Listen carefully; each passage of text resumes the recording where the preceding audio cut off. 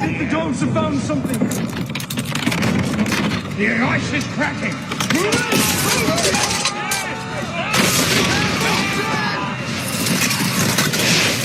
Antarctica, the coldest and loneliest place on Earth, hides many mysteries. It's a land of ice, snow, and freezing winds that have puzzled people for ages. One explorer who ventured into this icy realm was Admiral Richard E. Byrd. His trips to Antarctica in the early 1900s uncovered a lot of surprising things that still interest scientists today. In this video, we're going to explore the mysteries of Antarctica and what Byrd found during his adventures. In 1928, Byrd embarked on his first Antarctic expedition, leading a team aboard the ship USS Bear. This journey marked the beginning of a series of groundbreaking explorations into the icy unknown. Byrd's mission was ambitious: to study the uncharted territories of Antarctica and unravel its mysteries. Setting up a research base named Little America, Byrd and his team braved the harsh Antarctic conditions to conduct scientific experiments and gather valuable data. Byrd's expeditions were not only about exploration but also about pushing the boundaries of human achievement. In 1929, he made history by flying over the South Pole in an airplane. Becoming the first person to accomplish this feat, the aerial exploration provided unprecedented insights into the geography and topography of Antarctica, revolutionizing our understanding of the continent. Byrd's second expedition to Antarctica took place in 1933, further expanding our understanding of the continent's geology and geography. Despite facing adversity and encountering treacherous conditions, Byrd remained undeterred in his quest for knowledge. One of the most remarkable aspects of Byrd's expeditions was the use of traditional ships equipped with 19th-century technology. The USS Bear, which served as one of Byrd's expedition vessels, relied on sail rigging and coal-fired steam engines, a testament to the ingenuity and resourcefulness of the explorers. Antarctic Snow Cruiser.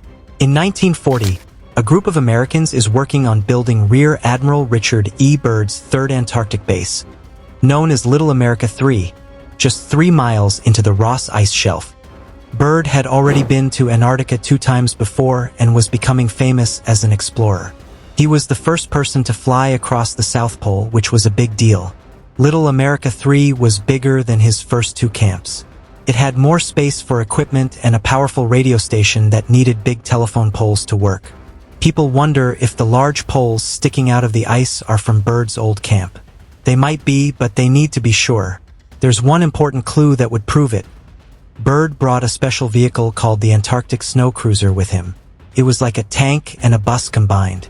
Byrd wanted it to explore Antarctica without having to leave the vehicle for days. The snow cruiser was huge, about 56 feet long, 19 feet wide, and 16 feet tall. It had big balloon tires made for Antarctica's rough ice. It was super powerful, with 4-wheel drive and engines that could go up to 30 miles per hour. Inside, it had sleeping areas, a workshop, a kitchen, lots of storage space, and even a darkroom for photos. If they find the snow cruiser, it would be a big discovery in Antarctic exploration history. But wait, there's more to the story. Byrd wanted to have space on top of the snow cruiser to carry a small plane. This plane would fly ahead and check for safe routes for the snow cruiser to travel. The snow cruiser cost $150,000 back then, which is like almost $3 million today. It became really famous because of its price and how innovative it was. However, things didn't go smoothly for the snow cruiser. It almost crashed when it arrived in Antarctica, weighing a massive 37 tons. If it fell, it was stuck for good. Byrd found out the hard way that smooth wheels don't work well on ice and snow. Even though a research team managed to travel 92 miles with it, the tires kept slipping and sinking into the snow. The crew tried adding chains to get better grip, but ended up driving the whole thing in reverse because it worked better that way. Despite their efforts, the snow cruiser only made it back to base camp and never drove more than 100 miles. It was a big disappointment. In the end, the captain of the Edisto decided to bring the helicopter back to the ship. The pilot thought they found Little America 3, but that didn't solve the mystery of whether the snow cruiser was there too. As they watched the iceberg and the camp drift away, they were left with more questions than answers. Shocking discoveries. Admiral Byrd's Antarctic adventure revealed some truly bizarre and mind-boggling discoveries that continue to puzzle us today. Let's dive into this strange tale and unpack the mysteries that unfolded in the icy depths of Antarctica. It all started during a routine flight over the South Pole. Admiral Byrd was chatting away on his radio, sharing his experiences with the American public, when suddenly radio silence. For almost 3 hours, no one could hear a peep from Byrd, not even the Navy.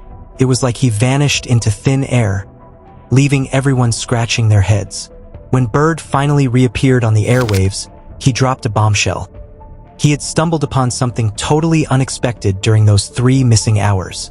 Instead of the barren, icy landscape he was used to, Byrd found himself flying over a lush green valley, complete with forests and rivers. Imagine his confusion. And to add to the mystery, the sun seemed to have disappeared, making navigation a nightmare. But wait, there's more. Byrd claimed to have spotted a massive creature below, resembling a mammoth from the distant past. And if that wasn't strange enough, he then stumbled upon what appeared to be a full-blown city. Picture this: shimmering crystal structures, radiant colors, and strange aircraft zooming around. Oh, and those aircraft?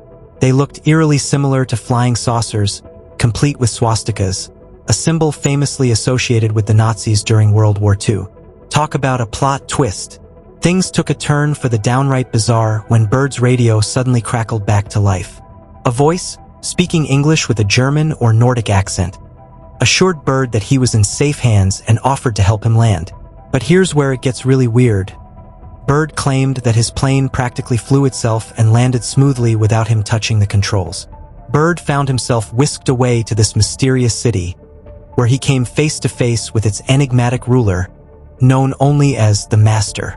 This figure dropped a bombshell of his own, revealing that they hailed from the inner world of the Earth, a revelation that sent shockwaves through the scientific community and beyond.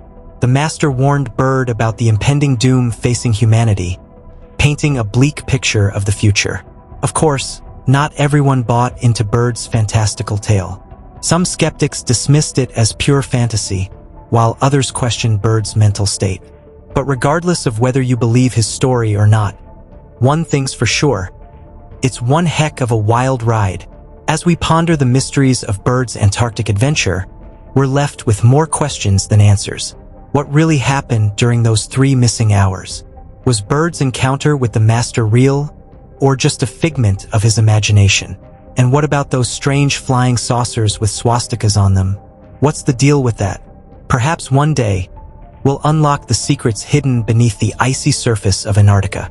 But until then, make sure you hit that like button and subscribe to this channel for more boundless mysteries that lie waiting to be discovered in the far reaches of our world.